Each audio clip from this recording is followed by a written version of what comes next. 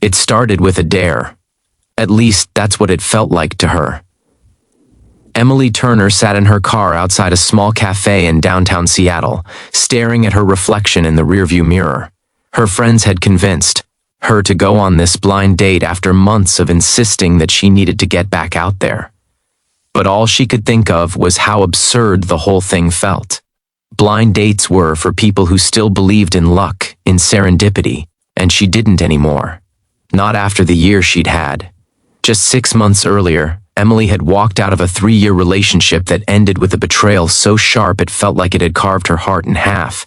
She had found out her fiancé, the man she thought was her forever, had been seeing someone else. That night, standing in the rain outside his apartment, holding the engagement ring he'd given her, she'd made herself a promise. Never again. Never again would she trust someone to hold her heart. But now here she was, sitting in a cafe parking lot, fixing her lipstick, her hands trembling as she debated whether to walk inside. If you believe that kindness and second chances can still change lives, then take a moment right now to like this video, share it with someone who might need hope, and subscribe to the channel, because what you're about to hear is a story that proves life has its own way of surprising even the most broken hearts. Taking a deep breath, Emily finally stepped out of the car and pushed open the cafe door. The bell above it chimed softly, and the smell of freshly brewed coffee and cinnamon filled the air. The place was bright. Large windows let the sunlight pour in, and soft chatter mixed with the hum of espresso machines. She scanned the room nervously until her eyes landed on a man sitting near the window. He had neatly combed dark hair, a navy blue suit, and a calm, kind expression. He looked up, smiled when he saw her, and stood to greet her. "Emily?" he asked. She nodded, trying to hide her nervousness. "Yes. You must be Ryan." He smiled warmly, motioning toward the seat across from him. "I'm really glad you came." Something about his voice felt steady, genuine. Still, she reminded herself that people could sound sincere and still have secrets. She'd learned that lesson the hard way. The first few minutes were polite. The typical exchange of jobs, hobbies, favorite coffee orders. Ryan was an architect, soft-spoken but articulate. He listened more than he talked, which was rare. Emily found herself relaxing as the minutes passed, her guard softening just a little. There was a warmth in his eyes that seemed familiar, though she couldn't place why. As the conversation deepened, Ryan began sharing small glimpses of his life. His parents, his love for sketching buildings, his passion for helping design community shelters. He spoke with the kind of sincerity that came from lived experience. Emily noticed that every time he smiled, there was a trace of sadness behind it. At one point, she asked quietly, "You've lost someone, haven't you?" He looked surprised but nodded slowly. "My fiancé," he said after a pause. "A few years ago. Cancer." The words hung heavy between them. Emily's heart sank. She hadn't expected that. "I'm sorry," she whispered. He smiled faintly. "It's okay. She was the kindest person I ever knew. Losing her, it changed me, but it also taught me to see life differently, to value every moment." For a long while, neither of them spoke. The sounds of laughter from nearby tables felt distant, muted. Emily studied him, realizing how fragile people truly were. Everyone carried stories, losses, scars invisible to the eye. She wondered if maybe, just maybe, this was the kind of pain that could recognize her own.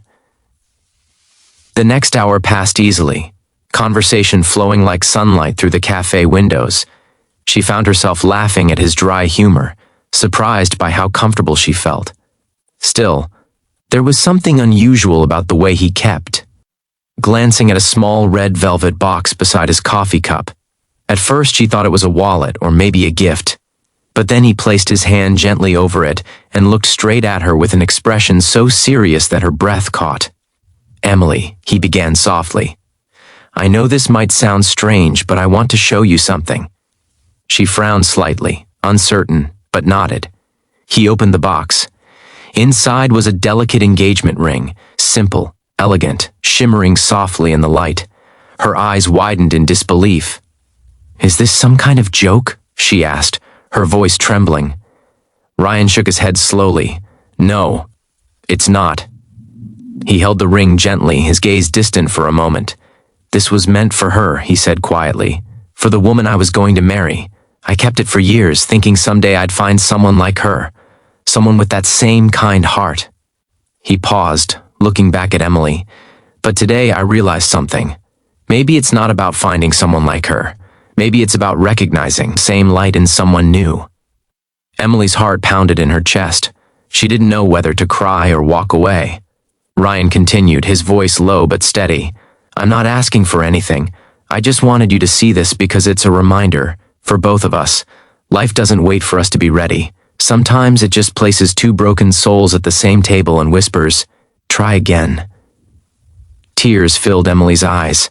She wasn't ready for this kind of honesty, this kind of vulnerability.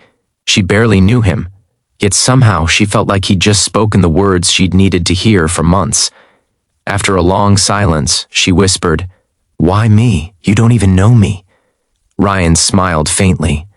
Because when you walked in, you looked like someone who's forgotten how worthy she is of something good. Emily felt something inside her crack open, a wall she had spent months building.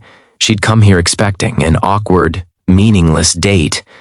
Instead, she'd found someone who saw her pain without needing her to. Explain it. They spent hours talking after that. The coffee grew cold, the sun shifted in the sky, and still they sat there, two strangers sharing stories of heartbreak, hope, and the strange beauty of survival. He told her about how his fiancée had once said that kindness was the only real legacy worth leaving behind. She told him how she'd stopped believing in happy endings. He listened without judgment. She smiled through tears she didn't know she still had left. When they finally stood to leave, he didn't offer the ring again. He just placed the velvet box gently on the table between them. Keep it, he said softly, not as a promise, but as a reminder, for when you start to believe in kindness again. Emily stared at the ring, speechless. I can't. He shook his head. It's not about the ring. It's about what it represents. Hope. And with that, he walked out into the fading daylight, leaving her standing by the window, watching as he disappeared into the crowd. She sat back down slowly, the little red box glowing softly in the golden light. She opened it again, and for the first time in months, she didn't see pain. She saw possibility. Over the next few weeks, Emily couldn't stop thinking about him. She replayed every word, every look, every quiet pause. There was something about that meeting that refused to fade.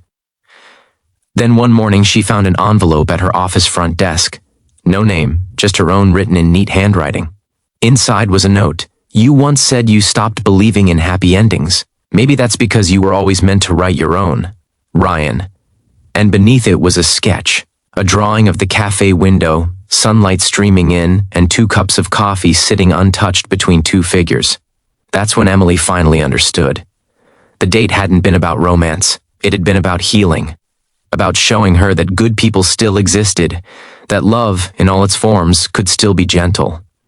Months later, she would meet Ryan again by chance at a charity event for cancer patients. This time, she didn't hesitate. She walked straight up to him, holding that same velvet box in her hand. You were right, she said softly, her eyes shining. Kindness doesn't die. He smiled, and in that moment the world seemed to pause, not because of romance, but because 2 hearts that had been through hell had finally found peace and understanding. That day didn't end in a proposal or a kiss. It ended with laughter, genuine healing laughter that echoed in the air like sunlight breaking through clouds. Sometimes, life doesn't give you what you expect. It gives you what you need. And in a world that often forgets to be kind, sometimes the greatest love story is the one that teaches you to believe in kindness again. If this story touched your heart, if it reminded you that compassion, healing, and second chances still exist, please take a moment to like this video, subscribe, and share it with someone who might need a little light today. Special request: comment below one word that describes what this story made you feel. Hope, peace, faith, or love. Your words might just inspire someone else reading them, because at the end of the day, every heart that chooses kindness writes its own beautiful story.